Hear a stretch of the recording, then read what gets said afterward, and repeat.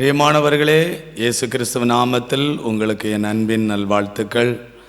ஆண்டவர் நம்மளை பத்திரமாய் இம்மட்டும் கூட இருந்து கரம் பிடித்து நடத்தினார். கடந்த 2 மாத காலங்களும் ஆண்டவர் நம்மளை பத்திரமாய் வேலியடைத்து ஆசீர்வாதமாய் நடத்தி இருக்கிறார். வருகிற இந்த 3வது மாதத்திலேயும் ஆண்டவர் உங்களை விசேஷமாய் ஆசீர்வதிப்பார்.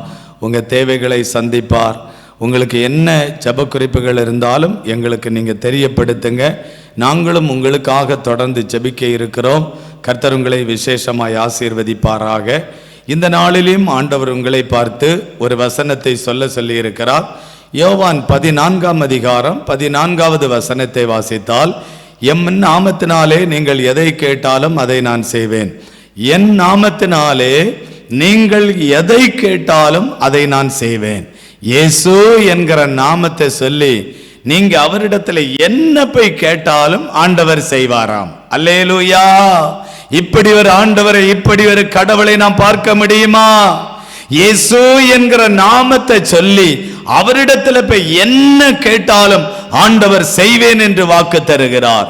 ஒருவேளை இவ்வளவு நாள் நீங்க இயேசு என்கிற வார்த்தையை சொல்லி கேட்காதது நிமித்தமாகத்தான் உங்க வாழ்க்கையில் அற்புதம் நடக்கவில்லை, உங்க வாழ்க்கையில நன்மை நடக்கவில்லை, உங்க தேவைகள் சந்திக்கப்படவில்லை.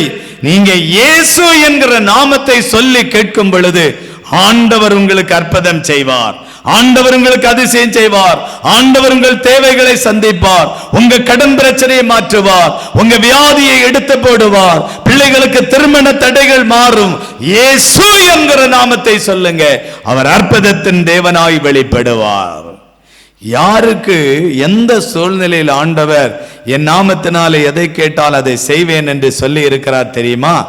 இயேசு என்கிற நாமத்தை சொல்லும் பொழுது நமக்கு அற்புதம் நடக்கும். உண்மைதான்.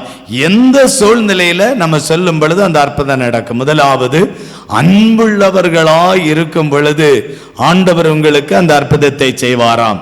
நம் அன்புள்ளவர்களாய், ஒருவருக்கொருவர் அன்புள்ளவர்களாய் இருக்க வேண்டும். யோவான் 15ஆம் அதிகாரம் 12வது வசனத்தை வாசித்தால், நான் உங்களிடத்தில் அன்பாய் இருக்கிறது போல நீங்களும் ஒருவரில் ஒருவர் அன்பாய் இருக்க வேண்டும் என்பது என்னுடைய கற்பனையாய் இருக்கிறது. நான் உங்களிடத்தில் அன்பாய் இருக்கிறது போல நீங்கள் ஒருவரில் ஒருவர் அன்பாயிருங்கள், அப்பொழுது நீங்கள் ஜெபிக்கிற ஜெபத்திற்கு நான் பதில் கொடுப்பேன் என்று கர்த்தர் சொல்லுகிறார். ஒருவர் அன்பாயிருங்க. உனக்கு மாமியாரிடத்தை நீ அன்பாயிருக்கிறாயா? நீ அன்பாய் இருந்தால் தான் உன்னுடைய ஜெபம் கேட்கப்படும். உன்னுடைய மருமகளிடத்தில் நீ அன்பாயிருக்கிறாயா? நீ அன்பாய் இருந்தால் தான் உன்னுடைய ஜெபம் கேட்கப்படும். ஒருவேளை உன்னுடைய கணவன் குடிகாரனாய் இருக்கலாம். அவர் அந்த கணவனுக்கு நீ அவரிடத்தில் நீ அன்பாய் இருக்கிறாயா? அன்பாய் இருந்தால் தான் உன்னுடைய ஜெபம் கேட்கப்படும். உன்னுடைய சொந்த சகோதரனிடத்தில் நீ அன்பாய் இருக்கிறாயா? அன்பாய் இருந்தால் மட்டும்தான் உன்னுடைய ஜெபம் கேட்கப்படும். உன்னுடைய சகோதரியினிடத்தில் நீ அன்பாய் இருக்கிறாயா? அன்பாய் இருந்தால் மட்டும்தான் உன்னுடைய ஜெபம் கேட்கப்படும். அன்பாய் இருந்தால் தான் உன்னுடைய ஜெபம் கேட்கப்படும். சில பேர் சொல்லுவாங்க, நான் செத்தா கூட நான் பேசவே மாட்டேன். சொந்த அண்ணனை பார்த்து சொல்றாங்க. சில பேர் பெருசனை பார்த்து சொல்றாங்க, நான் செத்தா கூட இவன்கிட்ட பேச மாட்டேன், இவள்கிட்ட பேச மாட்டேன். நீ செத்து பாரு, அதுக்கப்புறம் நீ பேச முடியுதான்னு பார்ப்போம். செத்த பிற பேச முடியாது, உயிரோடு இருக்குமே நீ பேசு. செத்த பிற நீ பேச முடியாது. இந்த உயிரோடு இருக்கிற இந்த காலத்தில் நீ யாரும் உனக்கு பகையாய் இருக்க முடியாது. நீ அப்படி இருந்தால் உன்னுடைய ஜெபம் கேட்கப்பட மாட்டாது. உன்னுடைய ஜெபம் கேட்க வேண்டுமானால் நீ யாவரிடத்திலும் அன்பாயிரு. யாவரிடத்தில் அன்பாயிரு. உனக்கு ஆண்டவர் தந்த சபை, அந்த பாஸ்டர் அவர் பிரசங்கம் பண்ணுறது எனக்குத்தான் பேசினார் என்று நீ தவறாய் பிரிந்து கொண்டு போதகரிடத்தில் கூட நீ பேசுவது கிடையாது. எப்படி ஆண்டவர் உன்னுடைய ஜெபத்தை கேட்க முடியும்? குடிகாரனே, உன்னுடைய ஜெபத்தை ஆண்டவர் கேட்க முடியாது. பாவத்தில் வாழ்கிறவனே, உன்னுடைய ஜெபத்தை ஆண்டவர் கேட்க முடியாது. லஞ்சம் வாங்குகிறவனே, உன்னுடைய ஜெபத்தை ஆண்டவர் கேட்க முடியாது. மற்றவர்களிடத்தில் பகையாய் இருக்கிறவனே, உன்னுடைய ஜெபத்தை ஆண்டவர் கேட்க முடியாது. உன்னுடைய ஜெபத்தை கேட்க வேண்டுமானால் நீ யாவரிடத்திலும் அன்பாய் இருக்க வேண்டும். எல்லாரிடத்திலும் நீ அன்பாய் இருக்கும் பொழுதுதான் ஆண்டவர் அந்த ஜெபத்தை கேட்டு உனக்கு பதில் கொடுப்பார். யோவான் 13ஆம் அதிகாரம் 35வது வசனத்தை வாசித்தால், நீங்கள் ஒருவரில் ஒருவர் அன்பாயிருந்தால் நீங்கள் என்னுடைய சீஷர்கள் என்று எல்லாரும் அறிந்து கொள்ளுவார்கள்.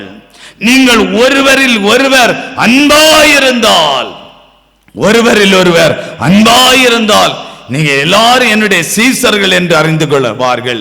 நீ எல்லாருடைய அன்பா பேசு, அன்பாய் பழகிப்பார். நீ ஆண்டவருடைய ஊழியக்காரன் என்று அறிந்து கொள்ளுவார்கள். நீ ஆண்டவருடைய ஊழியக்காரி என்று அறிந்து கொள்ளுவார்கள். இந்த உலகத்தில் யாரும் உனக்கு சண்டை இல்லாதவர்களாய் எல்லாரிடத்திலும் நீ அன்பாய் இருக்கும் பொழுது இந்த இயேசுவனுடைய சீஷர்கள் என்று மற்றவர்கள் அறிந்து கொள்ளுவார்கள் என்று கர்த்தருடைய வசனம் சொல்லுகிறது. உன் நிமித்தம் தேவனுடைய நாமம் தூஷிக்கப்படுகிறது. சொந்த புருஷனிட்ட பேசி எத்தனை மாதம் ஆகிவிட்டது, சொந்த மனைவியினிடத்தில் பேசி எத்தனை மாதமாகிவிட்டது, சொந்த பிள்ளைகளிடத்தில் பேசி எத்தனை மாதமாகிவிட்டது, சொந்த சகோதரனிடத்தில் பேசி எத்தனை வருடமாகிவிட்டது, உன் சொந்த சகோதரிடத்தில் பேசி எத்தனை ஆண்டுகள் ஆகிவிட்டது, உன்னை நேசித்த சிநேகிதனிடத்தில் பேசி எத்தனை மாதங்கள் ஆகிவிட்டது. உன்னுடைய ஜெபத்தை ஆண்டவர் கேட்க மாட்டார்.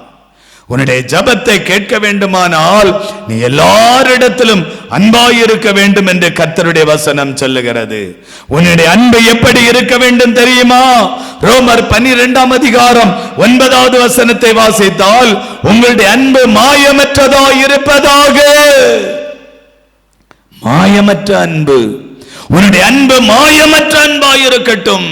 உன்னுடைய அன்பு மாயமற்ற ஒரு அன்பாய் இருக்கட்டும்.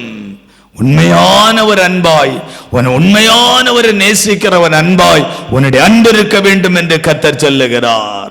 அப்படிப்பட்டவர்களுடைய ஜெபத்தை ஆண்டவர் கேட்கிற ஒரு தேவன். நீ யாவரிடத்திலும் அன்புள்ளவர்களாய் இருக்கும் பொழுது ஆண்டவர் உன்னுடைய ஜெபத்தை கேட்பார். இரண்டாவதாக உன்னுடைய ஜெபம் எப்பொழுது கேட்கப்படும் தெரியுமா? நம்பிக்கை உள்ளவர்களாய் இருக்க வேண்டும். நீதிமொழிகள் 3ஆம் அதிகாரம் 5வது வசனத்தை வாசித்தால்,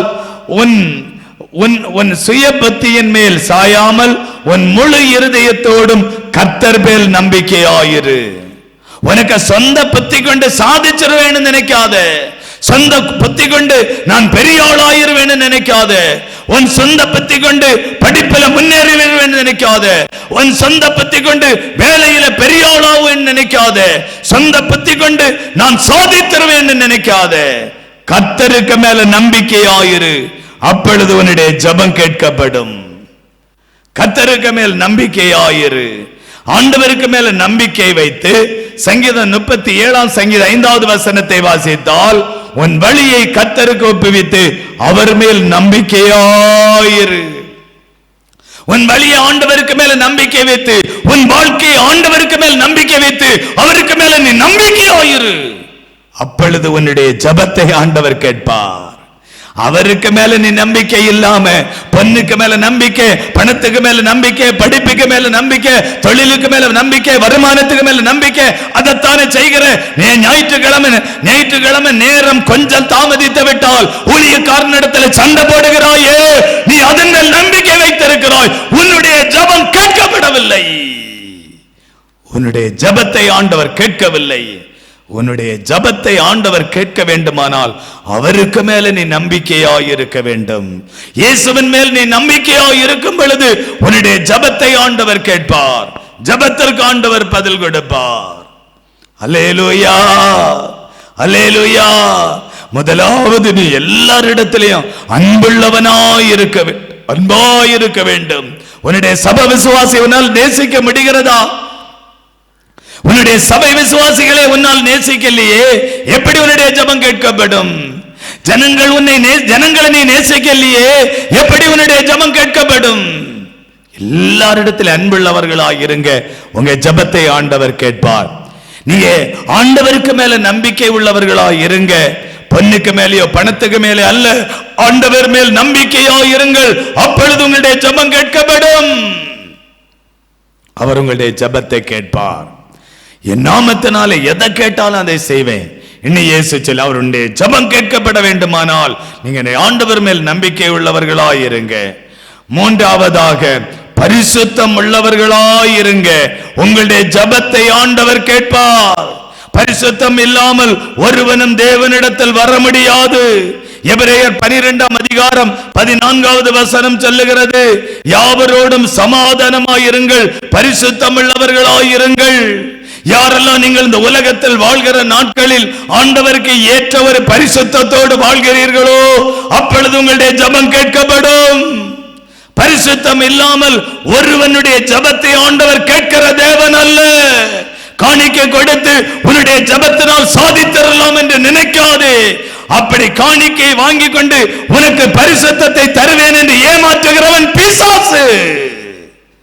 பரிசுத்தம் உள்ள ஆண்டவரை நீ பரிசுத்தத்தோடு இந்த உலகத்தில் வாழ்ந்தால் உனக்கு பரிசுத்தத்தோடு ஆண்டவர் ஜெபத்தை கேட்பார். பரிசுத்தம் உள்ள ஒரு தேவன் இந்த உலகத்தில் வாழும்போது பரிசுத்தமாய் வாழ வேண்டும்.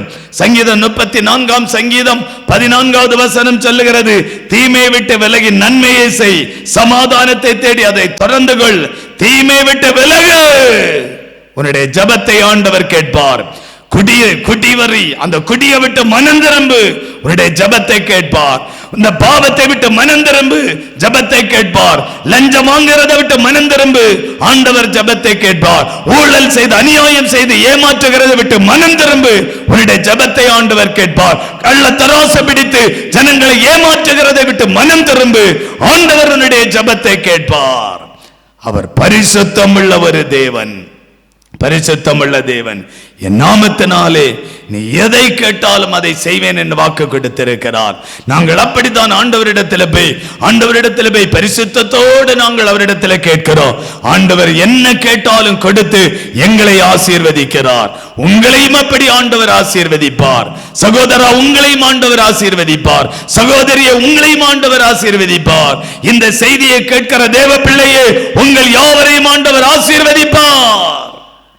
அவர் ஆசீர்வதிக்கிற தேவன். நம்முடைய ஜெபத்தை கேட்கும்படி அவர் ஆவலோடு காத்திருக்கிறார். அவரிடத்தில் நீ ஜெபிப்பாயா? ஆண்டவரே, நான் இன்று முதல் கர்த்தாவே, ஆண்டவரே, நான் எல்லாரிடத்திலும் நீ அன்பாயிருக்க போறேன், மனம் திரும்பு, எல்லாரிடத்திலும் நான் அன்பாயிருக்க போறேன். ஆண்டவரே, எனக்கு இந்த தேசத்துல சண்டைக்காரங்க யாரும் இருக்க கூடாது, எல்லாரிடத்திலும் அன்பாயிருக்க போறேன். ஆண்டவரே, சண்டை போட்டவங்களிடத்துல நான் ஒப்புரவாக போறேன், அவங்களிடத்துல இன்னைக்கு நான் பேச போறேன் இன்னும் சொல்லி நீ மனம் திரும்பு. உனக்கு ஆண்டவர் ஜெபத்தை கேட்டு உனக்கு ஒரு அற்புதம் செய்வார். இரண்டாவது, அவரிடத்துல நம்பிக்கையாயிருங்க. அவரை மட்டும் நீங்க நம்பி இருங்க. பொன்னையோ பணத்தையோ பொருளையோ வேலையோ பதவியோ படிப்பே அல்ல, இயேசுவின் மேல் முழுமையாய் நம்பிக்கையாயிருங்க. ஆண்டவர் உங்களை விசேஷமாய் ஆசீர்வதிப்பார். உங்க ஜெபத்தை ஆண்டவர் கேட்பார். மூன்றாவது, பரிசுத்தத்தோடு இந்த உலகத்துல வாழுங்க. பாவத்தை விட்டு மனம் திரும்புங்க. ஏமாற்று புத்தி வேண்டாம், லஞ்சம் வேண்டாம், ஊழல் வேண்டாம், அநியாயம் வேண்டாம், கள்ளத்தராசு வேண்டாம். பரிசுத்தமாய் இந்த உலகத்தில் வாழுங்க. உங்களுடைய ஜெபத்தை கேட்டு ஆண்டவர் ஆசீர்வதிப்பார். நம்ம எல்லாரும் ஜெபிக்கலாமா? அப்படியே கண்களை மூடுங்க. அப்படியே கண்களை மூடி இருதயத்துல கை வைங்க. இயேசுவே, நான் என்னுடைய மாமியார் இடத்துல நான் இப்படி பேசிட்டு, ஆண்டவரே, செத்தாலும் இவளிடத்துல பேச மாட்டேன்னு பேசிட்டு இப்படி ஒரு வைராக்கியத்தோடு இருக்கிறேன்.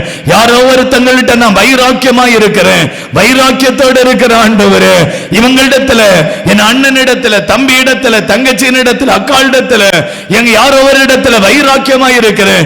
இன்னைக்கு நான் உங்களிடத்துல பேசி ஒப்புரவாக போகிற ஆண்டவரே, ஒப்புரவாக போகிற ஆண்டவரே, இவ்வளவு நாள் நான் பேசாமல் இருந்த பாவத்தை மன்னித்து, ஆண்டவரே, என்னை மன்னிங்க, மன்னிங்க, மன்னிங்க.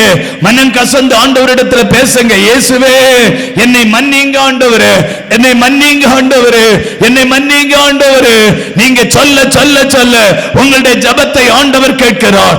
நீங்க சொல்ல சொல்ல ஆண்டவர் உங்களுடைய ஜெபத்தை கேட்கிறார். மன்னிங்க ஆண்டவரே, மன்னிங்க ஆண்டவரே.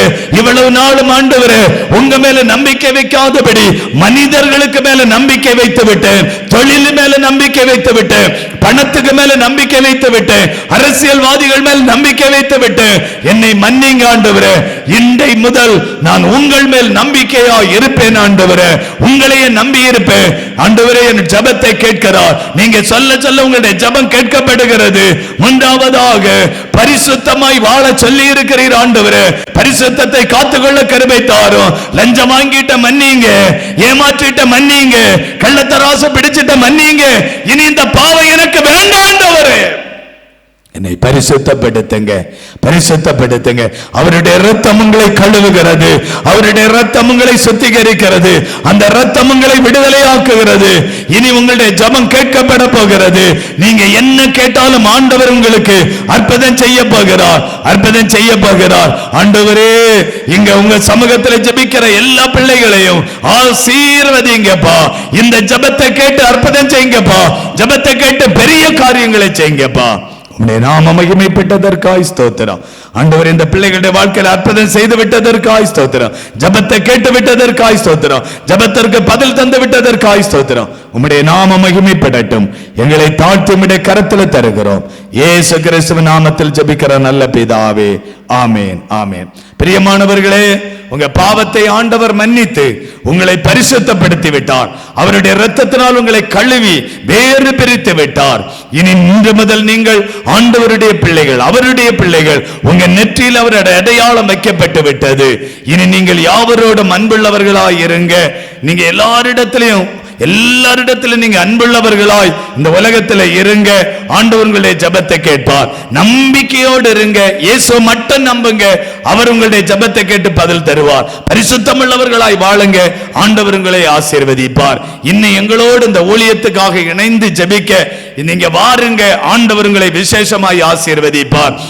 மார்த்தாண்டத்துல அந்த வில்லியம் குழந்தைகள் ஹாஸ்பிட்டலுக்கு ரோட்டுக்கு மறுசைடு சவுத் இந்தியன் பிரைஸ், அதுல கிறிஸ்டல் தெரு, அதுல 2வது பில்டிங் மாடியில நாங்க இணைந்து ஜெபிக்கிறோம். அந்த ஜெபத்துல நீங்க கலந்து கொள்ளுங்க. ஆண்டவர் உங்களுக்கு எல்லா பிரச்சனைகளையும் மாற்றி பரிசுத்தமாய் இந்த உலகத்தில் வாழ வைத்து உங்களுடைய ஜெபத்தை கேட்டு உங்க குடும்பத்தை ஆசீர்வதித்து உங்களை பெருக பண்ணுவார். பிள்ளைகளை ஆசீர்வதித்து உயர்த்துவார். Okay, God bless you. ஆண்டவர்களை விசேஷமாய் ஆசீர்வதிப்பாராக. ஆமேன், ஆமேன்.